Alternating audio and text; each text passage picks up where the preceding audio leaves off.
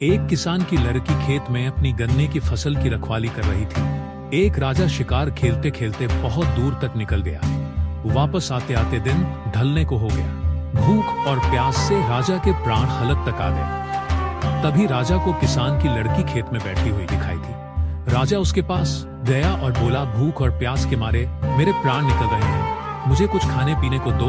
अब किसान की बेटी के पास खेत में कुछ और तो था नहीं गई और दो मोटे मोटे गन्ने उखाड़ लाई और उन्हें एक बर्तन में निचोड़ राजा को वो गन्ने का रस दे दिया। जब भूखे प्यासे राजा ने उसे पिया तो उसकी जान में जान आ गई। वो गन्ने का रस उसे बहुत स्वादिष्ट लगा। राजा की भूख और प्यास दोनों तृप्त हो गई। अगले दिन राजा फिर किसान की लड़की के पास पहुंचा और बोला, भूख और प्यास से मेरे प्राण निकल रहे हैं, मुझे कुछ खाने पीने को दो। किसान की बेटी ने फिर से खेत से गन्ने उखाड़े, बर्तन को गन्ने के रस से भर दिया।